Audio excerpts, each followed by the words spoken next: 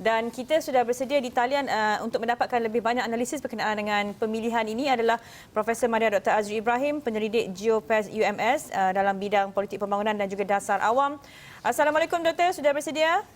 Waalaikumsalam, terima kasih. Baik, pertama sekali saya mahu merujuk kepada kajian yang dijalankan oleh kumpulan penyelidik Geopas UMS yang mana ada beberapa komponen yang meneliti tentang komponen berhubung kepimpinan dan isu tempatan, isu negeri, isu belia dan juga komponen berhubung komunikasi tradisional.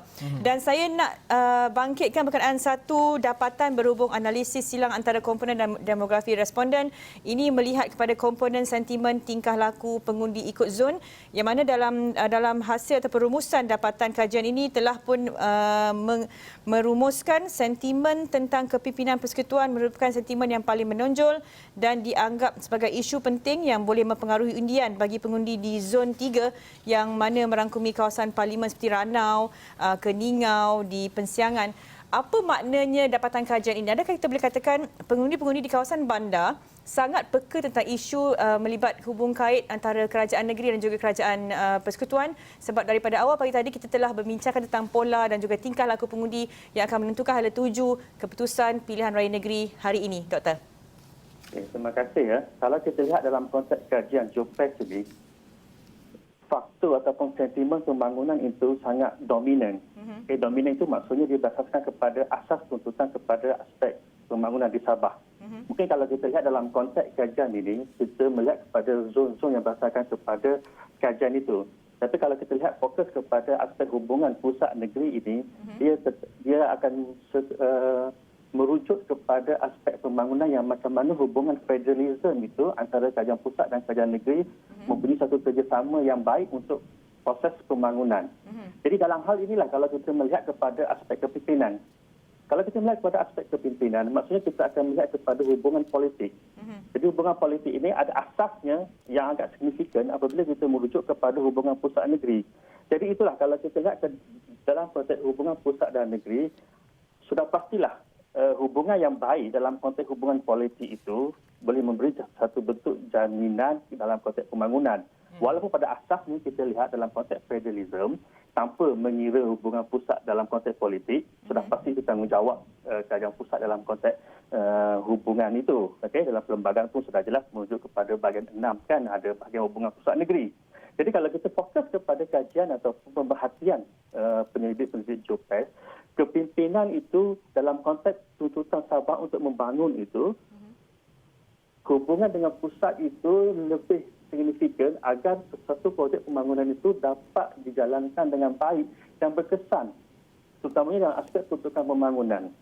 Sudah pastilah dalam kawasan-kawasan seperti di zon Padas Timur sebagai contoh ataupun dalam konteks hubungan pusat negeri, tuntutan kepada pembangunan itu agak signifikan, terutama dalam aspek yang melibatkan kepada pembangunan jalan raya, peluang pekerjaan,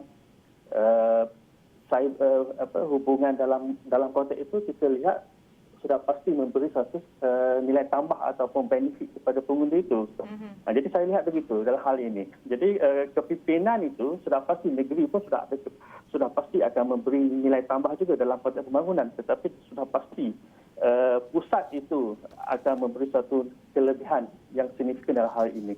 Tapi doktor, saya tanyakan kepada doktor ya, adakah kesemua responden ini dilihat akan mengundi berdasarkan apa yang mereka katakan dalam respon kajian tersebut, ataupun adakah ini adalah dua perkara yang berbeza, jawapan dalam respon kajian dan juga bagaimana hati mereka mengundi pada hari mengundi hari ini nanti? Ya, ini susah kita nak sudah pasti kajian kita ini berdasarkan kepada responden pengundi itu. Okey, saya berpandangan bahawa sudah pasti akan ada signifikannya tuntutan ini dalam konteks pola pengundian ataupun sudah laku dalam konteks pengundian pada hari ini. Terutamanya di kawasan-kawasan yang sudah pasti tuntutan kepada pembangunan itu agak terdesak. Jadi rakyat memerhati dalam konteks pembangunan di Sabah. Saya rasa sentimen politik pembangunan memang menjadi asas ataupun signifikan dalam konteks negeri Sabah. Walaupun kita telah melalui pelbagai pilihan raya umum, pilihan raya negeri dan juga dalam konteks isu ini sentiasa dibangkitkan ataupun digunakan dalam konteks sentimen politik. Tapi dalam kali ini, saya beranggapan bahawa kerana dalam masa setahun, 2-3 tahun ini akan ada pilihan raya umum dalam konteks akan datang PRU ke-15. Sudah pasti saya fikir pengundi akan melihat dalam konteks pembangunan ini sebagai sesuatu yang memberi nilai tambah kepada mereka. So sudah pasti saya rasa ada signifikan kajian ini dalam konteks pengundian pada hari ini. So kita boleh lihatlah nanti macam mana. Tapi asasnya akan ada di situ. Bagi pendapat saya. Doktor, kita berada dalam skala pilihan raya yang besar, pilihan raya negeri, bukan pilihan raya kecil dan sebagainya. Dan satu kelaziman kita melihat ketika pilihan raya yang dengan skala sebesar ini, politik pembangunan ini umpama jadi modal kempen yang paling laku nak dijual oleh parti-parti yang bertanding. Dan dalam hal di Sabah ini, kita mengambil kira faktor geografi di Sabah yang mana banyak pihak mengatakan Sabah ini masih ada ketinggalan dari segi pembangunan. Adakah modal kempen berasaskan politik pembangunan ini paling mudah nak dijual berbanding dengan perkara-perkara jualan modal-modal lain macam katakan janji-janji yang tidak melibatkan isu-isu pembangunan ini sendiri, Doktor? Ya, saya lihat isu pembangunan dalam konteks pilihan raya besar seperti pilihan raya negeri di Sabah. Even kalau kita lihat dalam konteks pilihan raya kecil pun setengah tempat sedikit manis dan sebagainya. Saya rasa aspek pembangunan ini memang relevan dan signifikan. Even saya rasa dalam konteks pembangunan di Semenanjung atau Sarawak pun akan signifikan. Sebab itu dalam konteks pilihan raya di Sabah ini, apabila kita menjual sesuatu yang kita berfikiran bahawa dia memberi sesuatu yang baik pada kita, manfaat atau benefit, rational choice, kalau kita kata, pilihan yang bersifat rasional dalam pola pengundian, sudah pasti ini akan diterjemahkan dalam konteks undi. Dan saya pasti dan saya nampak dalam konteks pemerhatian pengkaji GeoPass ini,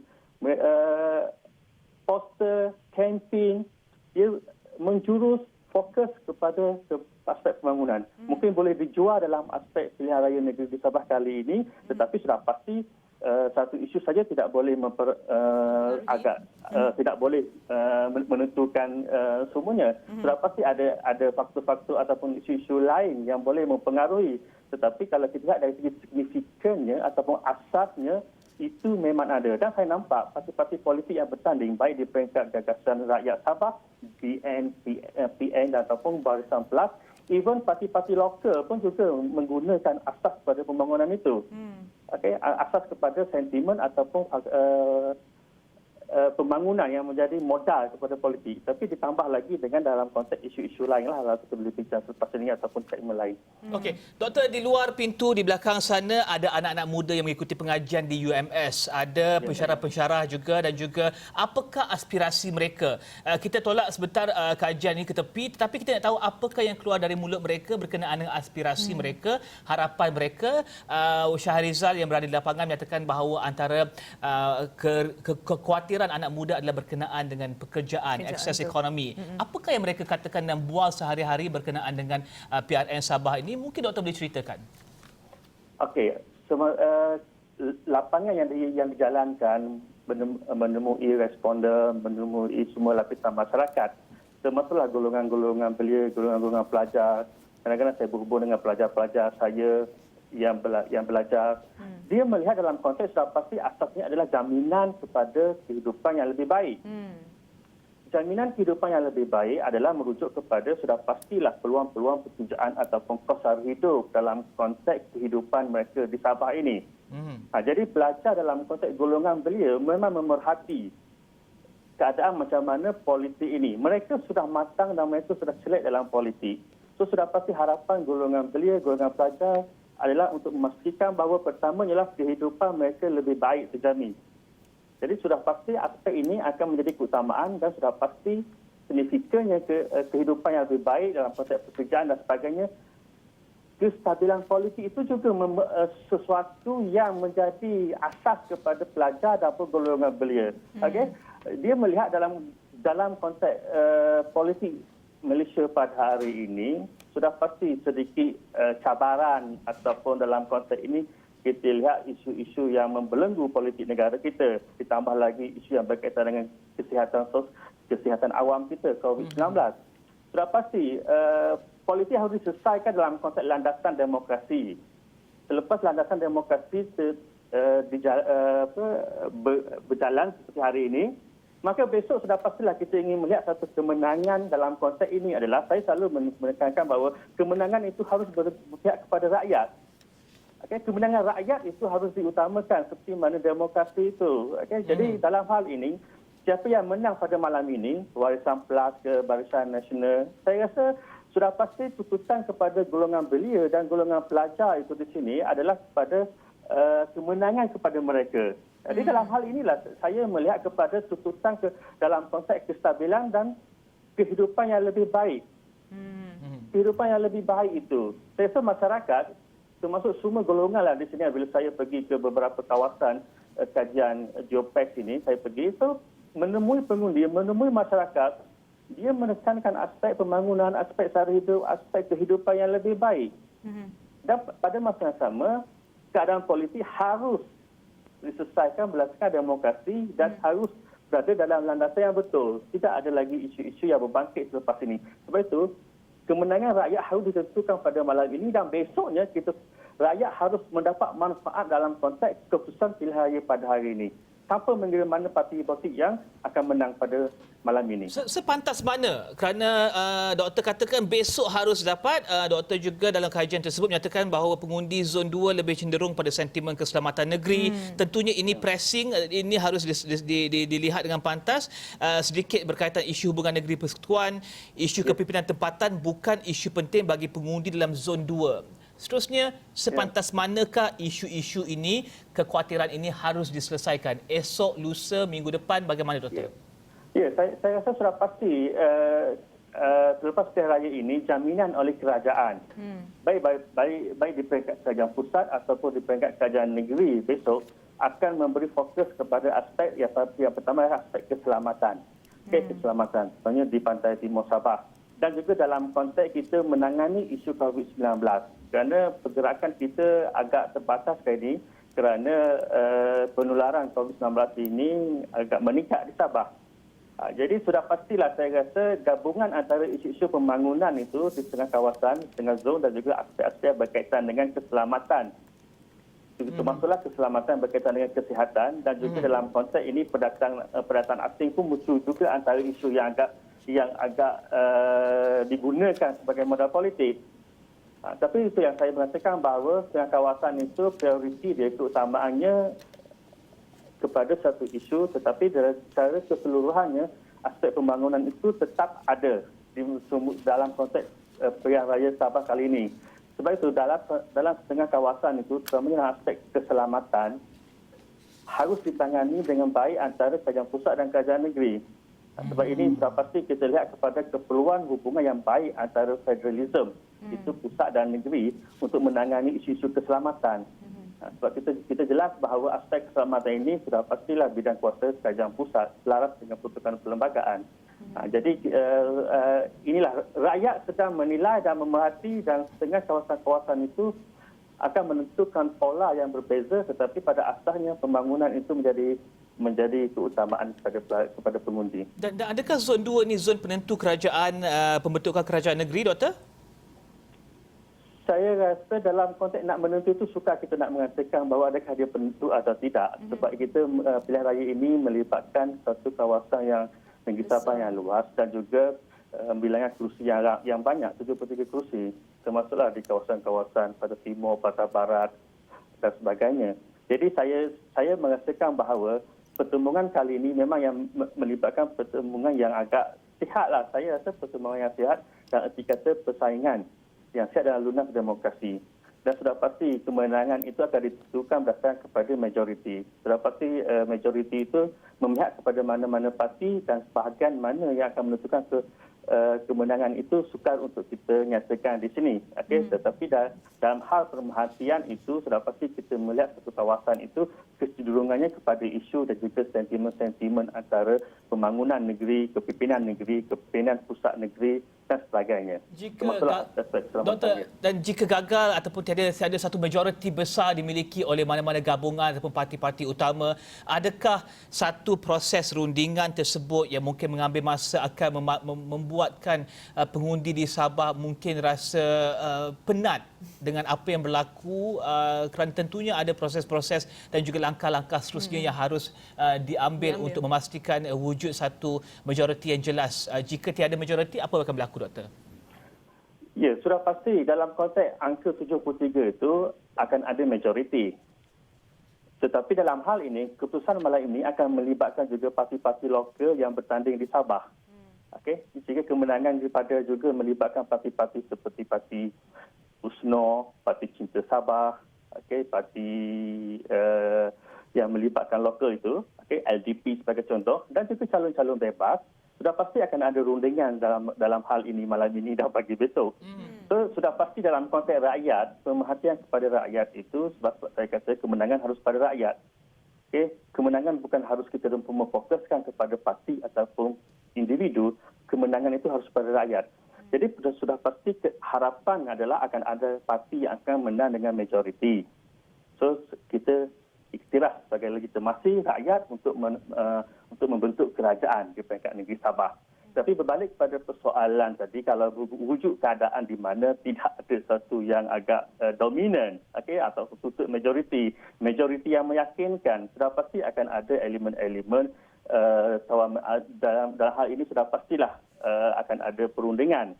So, saya melihat sekiranya merujuk pada soalan tadi, kalaulah berlaku keadaan di mana tidak berlakunya majoriti ataupun margin majoriti itu agak kecil, saya percaya sudah pastilah, saya harap ahli-ahli politik pada malam ini berlapang dada.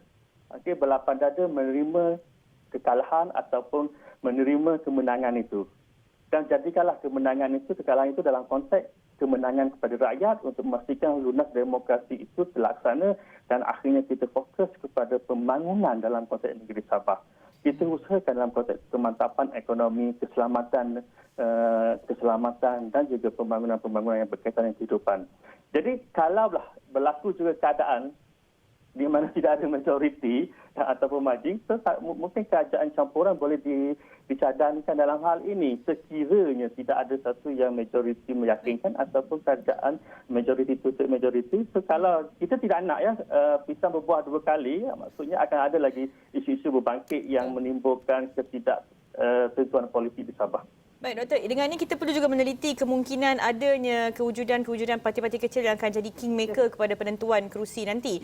Dan kita dah bincang berkenaan parti-parti besar, gabungan parti besar, Gabungan Rakyat Sarawak, Warisan Plus. Tetapi kita tidak melihat pula pada kewujudan signifikannya parti-parti kecil yang tidak mustahil akan jadi kingmaker untuk pembentukan kerajaan negeri ini. Ya, kalau kita nak menentukan sebagai kingmaker ini, kita nak pastikan bahawa parti-parti lokal Sabah ini memenangi kerusi. Okey, sudah pasti memenangi seberapa banyak kerusi akan menjadikan parti mereka agak signifikan untuk besok. Sangat signifikan. Even dalam konteks parti calon bebas sekalipun. Tapi untuk menentukan kemenangan, mungkin sudah pasti dalam konteks politik ini kita melihat kepada pertembungan antara dua parti utama, iaitu antara Warisan Plus dan juga BNTN dan juga TBS, Gagasan Rakyat Sabah. Tetapi untuk kita mengatakan kemenangan kepada parti-parti lokal yang kita seperti LDP, Parti Cinta Sabah, USNO, sesuatu yang tidak mustahil untuk mereka memenangi beberapa kursi. Tapi saya melihat signifikan kemenangan kepada parti-parti kecil ini lebih tertumpu kepada aspek calon ataupun kepimpinan individu itu. Okay, saya pasti dalam konteks ini dia berkempen secara sihat, masing-masing mengutarakan pandangan, manifesto dan isu-isu kempen. Tetapi untuk menentukan kemenangan antara parti-parti lokal ini, sudah pastilah saya rasa agak lebih merujuk kepada kepimpinan seseorang calon yang bertahan di satu kawasan itu. So, sekiranya parti-parti kecil lokal ini memenangi 1 atau 2, 3 kursi, sudah pasti dia akan melibatkan satu perundingan antara Warisan Plus ataupun Gabungan Rakyat Sabah. Kalau mereka tidak memenangi, so sudah pasti antara dua parti ini yang akan menentukan. Tapi sekiranya margin kemenangan itu ada kerusi yang dimenangi oleh parti lokal, sudah pasti sudah ada bentuk kerjasama antara parti-parti ini. Baik. Best case scenario yang doktor boleh senaraikan pada pandangan doktor selaku penganalisis, apa yang akan berlaku? Pertama, kemenangan di pihak A, B dan mungkin adanya kewujudan parti-parti komponen kecil yang boleh membentuk gabungan kerajaan negeri. The best scenario yang akan berlaku hasil daripada pengundian hari ini pada pandangan doktor sendiri. Sukar untuk mengatakan siapa yang menang, siapa yang kalah. Dalam hal ini, saya kira sudah pasti masing-masing parti menuntut kemenangan. Betul. Okay, sudah pasti masing-masing parti akan cuba yang terbaik untuk mempengaruhi undi pada hari ini dan untuk menentukan kemenangan. Tapi sudah pasti saya rasa kelebihan ada kedua-dua belah pihak, terutamanya pada dalam konteks parti kerajaan negeri Sabah ini, Warisan Plus, dan juga parti dalam konteks kerajaan pusat, kerajaan persekutuan dalam konteks Barisan Nasional dan Perikatan Nasional. So saya lihat ke Warisan Plus ada kekuatan dan akan memenangi kerusi.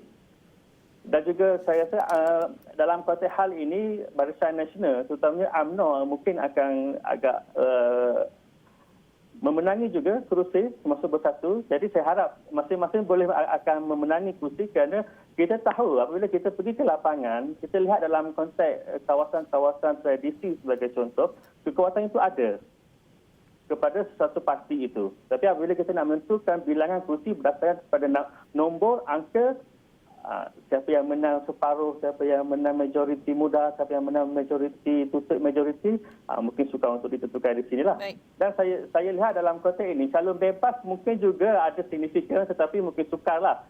Kecuali calon-calon bebas yang penyandang kepada kursi dan juga mungkin menyembelahi mana-mana parti. Dan saya rasa asas itu ada tetapi agak kecil. Baik. Okey.